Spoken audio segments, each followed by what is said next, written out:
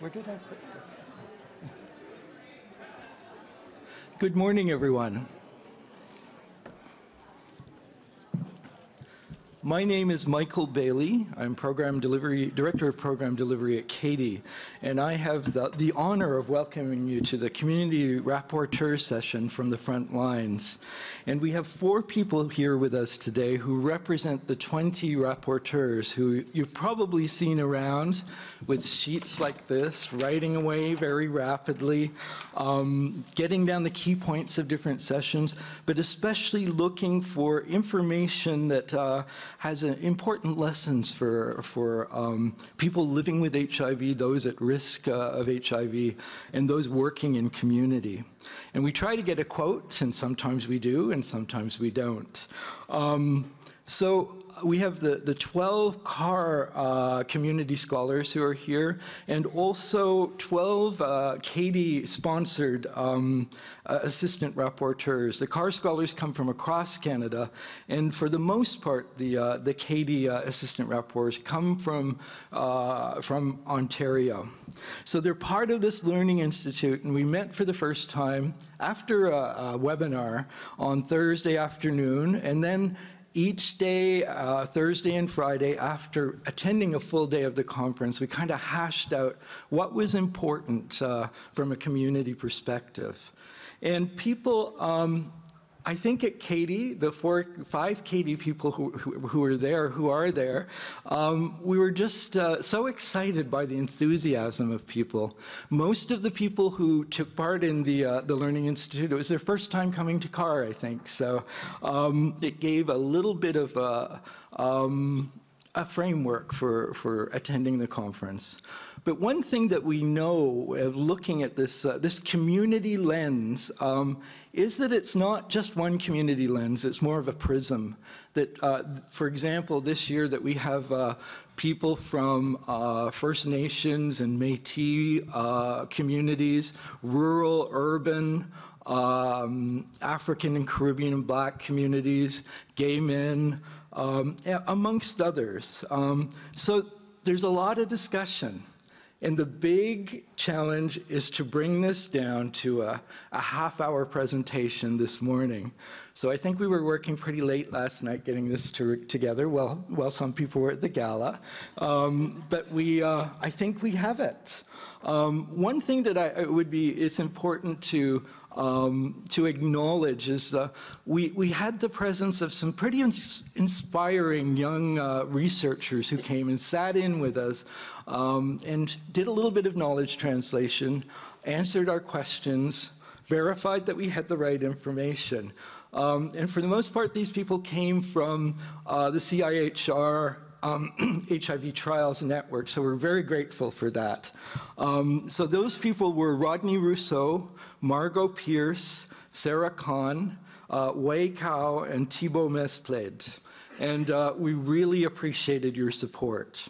I'm going to hand it over to our first speaker, who was kind of just hijacked into doing this early this morning, as somebody couldn't make it. From the social sciences track, and it's Carol Galliot from Western Newfoundland, from Corner Brook, where she's a nurse. So I'll give it to you, Carol.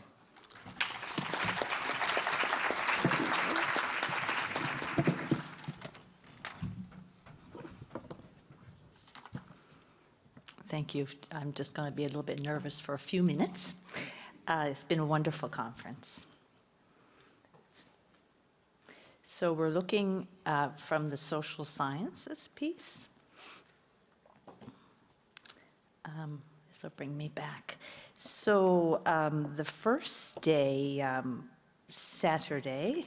Friday, we listened to Dr. Namaste give a very engaging and thoughtful, thought-provoking talk. And she talked about how and why we need to think about social science inquiry in our response to HIV/AIDS epidemic.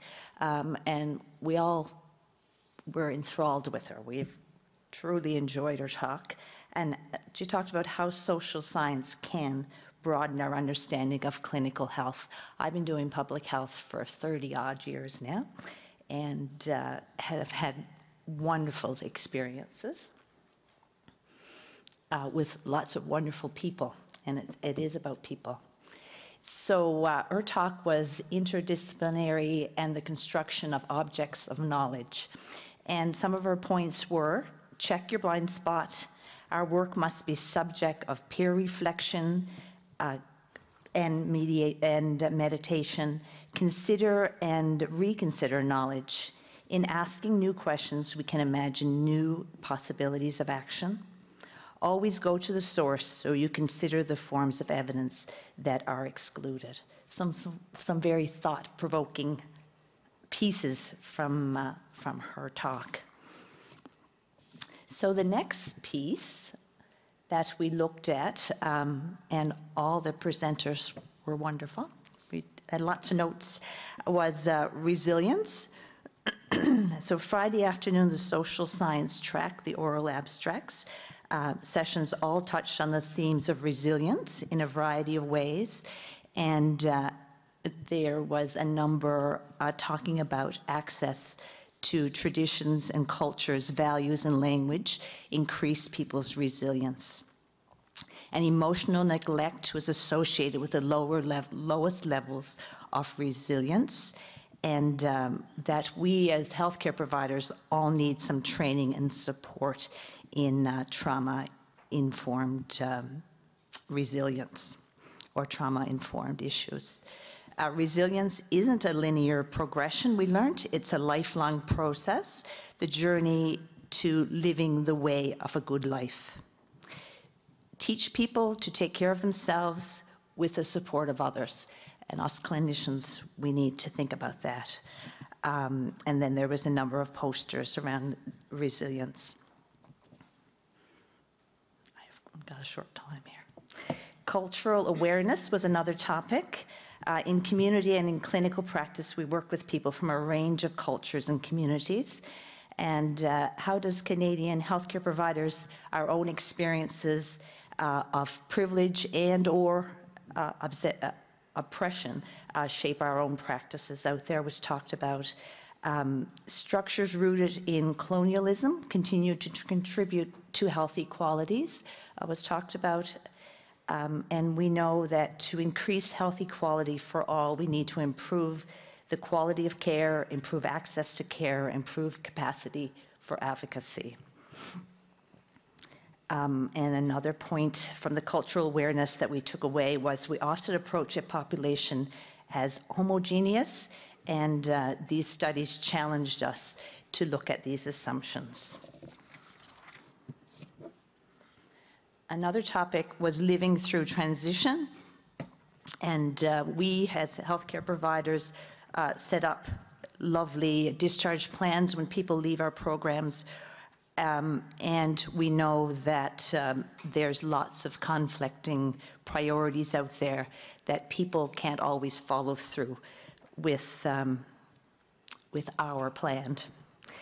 Social support is needed. People need to have some social determinants of health and good living conditions, lots of complexities that people are living, working through.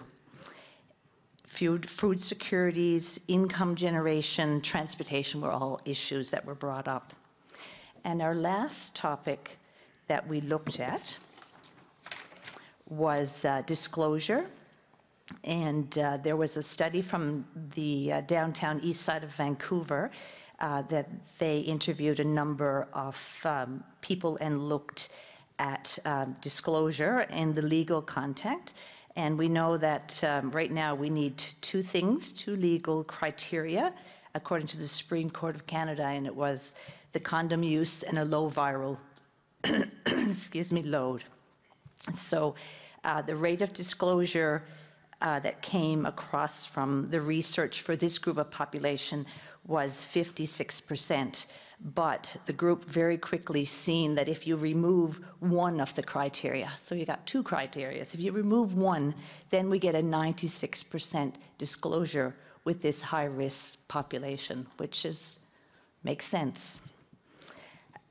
In the study of the prenatally acquired HIV, they talked about disclosure in that piece.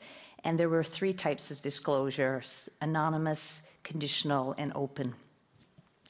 And the last piece that I will talk about is in the study that's happening in Newfoundland, and she's connecting also to, or this study is connecting to two other provinces. They talked about disclosure or not disclosure in the clinic situation. So people, if they were coming to get services, they did not want people to know that they were having services. So that clinic piece had to be arranged. So one person at a time came through a clinic, and that your neighbor wouldn't know. When you're living in a small community, that was very important to this group from the research. So thank you very much.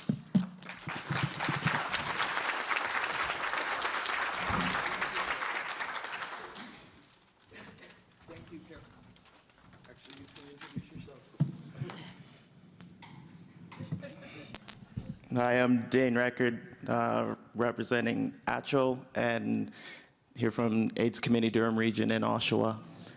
So the piece that we were focusing on was clinical sciences. Okay, just with what we were looking at here, a lot of the pieces and portions that we were viewing all really just flowed into each other. So this presentation is going to look a little different, but it's all going to be helpful. So just, no matter how long you've been suppressed, so PHAs have been suppressed, what we know is if you stop taking meds, the virus will rebound within 2 to 3 weeks. We're looking at things such as the concept of remission. Remission is coming to HIV treatment and care as it is in cancer when a cure is not achievable. Remission is only possible if treatment is given at a very early stage. It is still very rare, and long-term treatment is still the best possible method for control. What we do know is reservoirs are established very early in infection, which is why remission is only possible with immediate treatment and immunomodulators. Okay, so what we also saw was heard was that 52%, so over half of people living with HIV have some sort of neurocognitive disorder, including a symptomatic neurocognitive impairment, or ANI. And with ANI, it actually accounts for 65 to 70% of HIV-associated neurocognitive disorder, or HAND, just for short. Okay, and risk factors. So risk factors for HAND or ANI include things such as smoking, recognizing that it's highly affecting those who are non-Caucasian, people with the detectable viral load, heart disease, depression, and low CD4 counts are major risk factors. Early screening and treatment for HAND and ANI is important, and interventions used for acquired brain injury can be useful for ANI. Immune dysfunction happens in very early stages of infection, which is also a risk factor for non-AIDS morbidity and mortality, such as malignancy, cardiovascular disease, and diabetes. The risk of cardiovascular disease in PHAs is actually 61% higher than the general population or non-PHAs. Okay, and hospitals are actually seeing fewer opportunistic infections since nowadays we have better antiretroviral treatment. Instead, physicians actually need to be thinking about other comorbidities based on chronic inflammation. So, we need to consider barriers which prevent PHAs from lowering their comorbidity risk. Consider that HIV is a chronic disease. Understand that people do have mobility issues, physical ailments, and sometimes a lack of motivation. People living with HIV, living with co-infection, do have rougher or a little more difficult health outcomes. There is a high prevalence of HPV infection in both women and men, especially women from endemic countries. There's only 4 strains that are responsible for 80% of all infections, and therefore there is support for a universal vaccination. So now where we got the 4 strains and 80%. In men, there's 2 strains that are responsible for 70% of all anal cancers, and for women, there's 2 strains of HPV that cause 90% of anogenital warts. Okay, and then there was one piece that we were all really impressed with, and it was just the concept of having pop-up clinics in Vancouver. That was just really great information. What that's saying is that clinical research is proving valuable on the ground, and that designing and implementing and monitoring care models is a valuable tool when we're educating people on the ground. Okay. So we have excellent treatments to suppress the virus, but other clinical predictors come into play and need to be addressed in the clinical setting. Gender, heterosexual men, childhood abuse or childhood trauma, women-centered care, and adherence are some examples. What research is missing? We would like to see more research in HIV for heterosexual men, people who would like to start families, including serodiscordant couples or single HIV positive persons. We'd like to see some long-term evidence on the effect of medication on infants and children, and links between child abuse, childhood trauma, and HIV. Just one big key.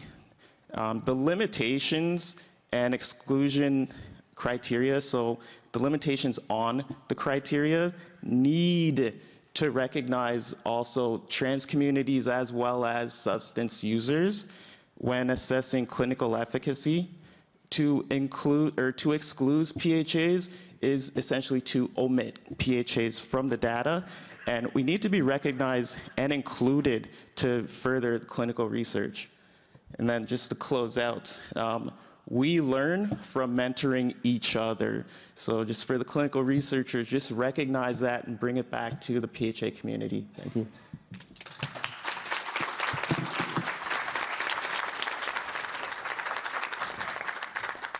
Thank you, Dane. So our next presenter is on the basic science, those brave people in our group who just step a little bit outside of what they usually know. And we have Mbaka Wadham from the Regional HIV/AIDS Connection in London, Ontario, who's going to present.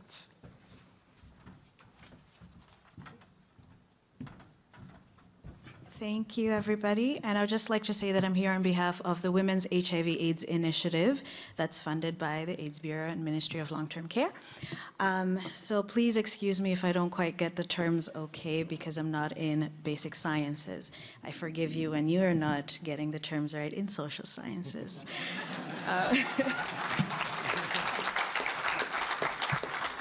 Okay, so we did the basic sciences, and there were a lot of very interesting research going on. There's a lot of interesting research going on that from the social science perspective or from the person working in front lines, it's interesting to know what's feeding some of the work that we're doing.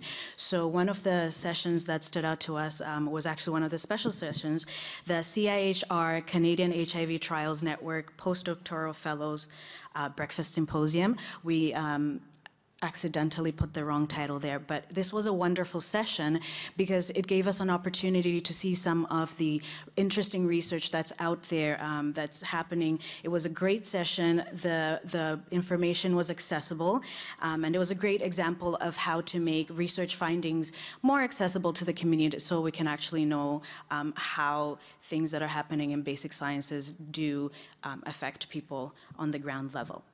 The other notable presentation that I would like to report back is the presentation by Dr. Galit Alter. It was an absolutely fantastic presentation. The visuals definitely helped with understanding the information.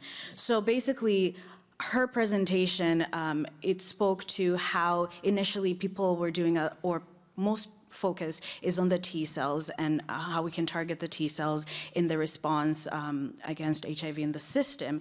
And she's asking everybody that we change our paradigms, our way of thinking, and take the research towards the B cells. For example, she was talking about how we can actually do further research into how antigens can be tuned by specific glycans in the process of glycosylation, and how these can in turn target the type of responses that we want from the B cells. So you find that the B cells are doing a lot of responses, and you're not watching this yet, but none of these responses are happening in isolation. So I'll link this to community. None of us are working one by ourselves. So if B cells can do the work together, we all can do the work together. Just a little plug. We noticed certain themes that arose through the multiple presentations that were happening in the basic sciences. So the first type of theme that we noticed was the targeting interventions at the initial point of infection. So for example, inflammation increases the risk of HIV. This was one of the presentations. It increases the risk of HIV acquisition, particularly during the luteal phase of menstruation. And this can also be affected by not only our own hormonal levels in the body, but also when it comes to thinking about some contraceptives that are used that are hormonal based, and these have influences on the system. We also saw another presentation about Colobacter crescentus, freshwater bacterium that has really interesting proteins on the outside, which has the potential to prevent HIV infection through maybe, potentially, microbicide. So more research is needed on that. Additionally, HIV was shown to be slightly more efficient at transmission as it's drawn into the bloodstream and undergoes that process by the dendritic and Langerhans cells, whereas chronic HIV infections were caught more so in the tissues or in the reservoirs. The next theme that we noticed was innate immune response. So there were a couple of sessions that are talking that B cells should actually be another area of research because that can help to inform the type of vaccine research rather, by focusing on their unique properties and their innate immune activity. So again, not saying that it's not valid to do research with T cells, but rather look at other ways of targeting HIV in the system. There was also this idea, and it was quite an interesting presentation, because even among researchers, this idea of what exactly does latency mean. People at the community level doing the work have a different idea of what latency is. We think it's one definition, whereas among researchers, there's debate there. So perhaps you can let us know what we need to know. So latency, the reservoirs in testes in one research, for example, they demonstrated a lower proportion of CD4 cells. However, they had higher effector memory T cells, and HIV-positive people showed high levels of immune activation in T cells in the testes. Another presentation showed that genomic non-BDNA and novel host proteins have implications for our understanding of HIV latency. Right, so these, there was another presentation. Right, there was another presentation that showed examples of combining strengths in research particularly, and this was Jeffrey, Joy, and Al's presentation on phylogenetic analysis of the HIV epidemic within Canada. So this research actually was great at highlighting the impacts of past interventions and showing the first national evaluation of the HIV epidemic using the unique model. So basically, they were showing the connections between epidemiology and basic science using HIV genetics to track the epidemic in 5 provinces. So overall, our sessions were really, really informative, and it's definitely worthwhile knowing what's happening in the lab. Thank you.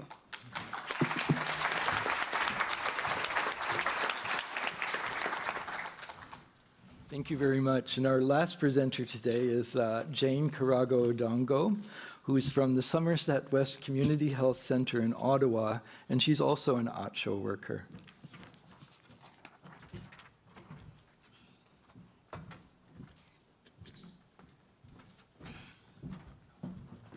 Thank you again. My name is Jane, and I'm from Ottawa. And I see Harper on TV just like everyone else, so there's nothing special in living in the capital city as far as that is concerned. How many minutes do I have? 7. Okay. The best thing you can do is give 7 minutes to a future African grandmother whose work is to tell stories. You know, your time is not supposed to be limited, you know, but I'll try my best.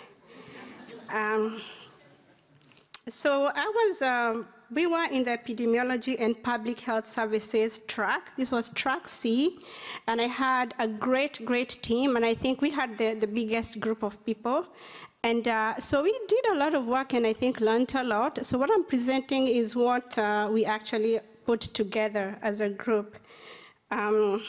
So we came up with 4 themes, and we tried our best to write I realized that the abstract numbers had a 0 and an O, and I don't know how the CAHR conference came up with that. So we were like, is it a 0, is it an O? But that's okay. So one of the themes that we looked at was integrated services to help improve. We saw that integrated services help improve prevention and treatment outcomes and reduce service gaps. This was shown by Shaw when they talked about the importance of incorporating HIV screening into STI screening. We also saw that it is important to have clinical and organized case management teams, and I think this was talked about by Wong, and also Bayumi talked about the physicians' shared care approach, and he actually gave examples of how that is happening. Jackson also talked about incorporating cultural practices and bringing worldwide holistic care into service delivery. We also saw another theme as community engagement, that community engagement is critical to building resilience and reducing HIV prevention, HIV and risk and prevalence. So they said that people who are engaged in culturally relevant communities do better in terms of resiliency. And Margot Pierce, who was actually part of our group at one point, talked about her studies showing the studies that have been done within the indigenous communities. Also, gender-specific approaches build engagement in their community to encourage testing. And this was a Pixel study where they talk about the importance of having unique messaging for different genders. And in the research they talked about how, like, young men who had high-risk practices were actually getting tested less, or were less interested in testing, as compared to young women who were actually very much interested in testing. Therefore, it is very important to have unique messages for unique groups. We also had a presentation from Conran, who talked about that youth need their own space to express themselves and to do the work that they're doing. And in his work, they actually had a room, a space for the youth, and told them, this is your group, not our group. So that is important. As well as the E-Track study that was led by Adrian, that talked about programming that is adopted in the reality of the ethnocultural communities. So yeah, that is a lot of the work that was done, and it all came back to we say that simply there's an absolute need to involve people that we are targeting. So it all comes back to the importance of what we say, nothing about us without us. So that perspective comes to play. Now, Another theme that we came up with was housing as a critical component to working with people, reducing risk and building treatment success.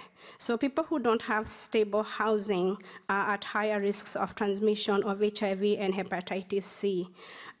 We saw that also in the PACE project. There was a poster on housing in Vancouver that was led and presented by Dilly.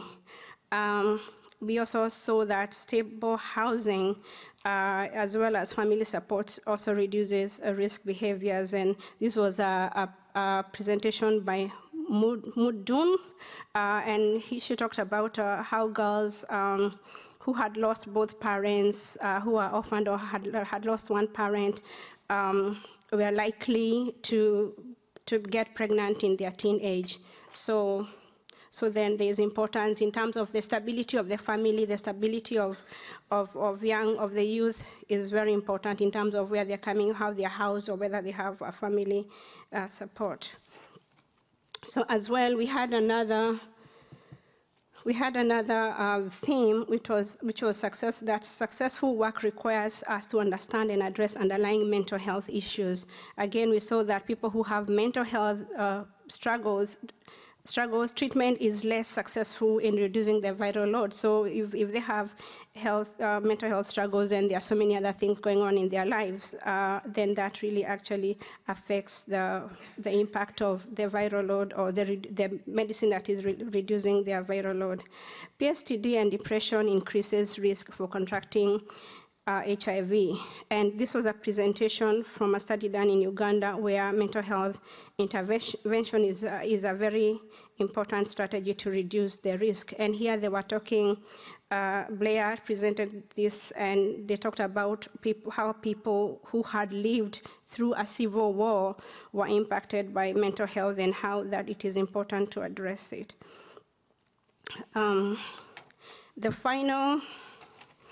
The final theme that we had was policy and law. So we saw that there's a need for advocacy and influence of the law that we have.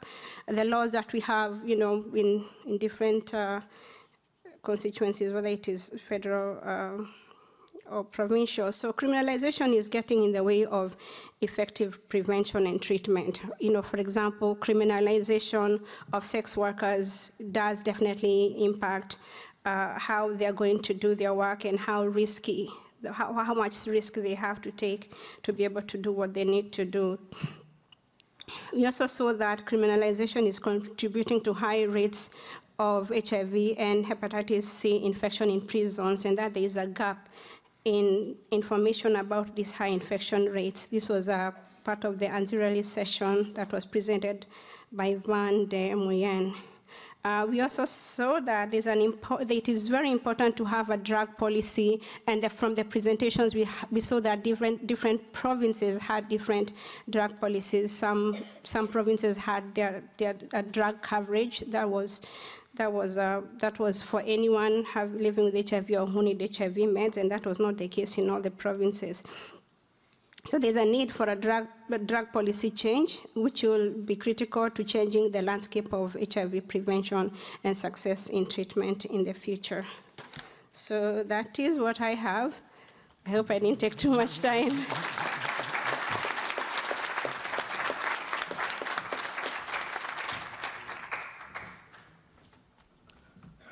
So I'd like to thank our 4 assistant rapporteurs who are up here today, and I'd also just like to have the participants in the Learning Institute stand up, and also the scholars who came to do a little bit of knowledge translation with us. I see some of them here in the room today, and you've probably seen them around with their papers writing away.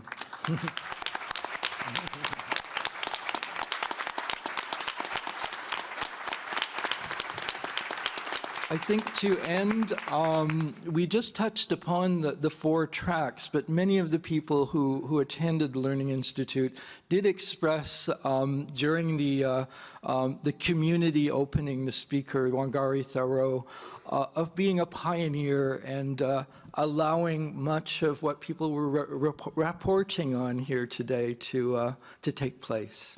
Thank you, everybody.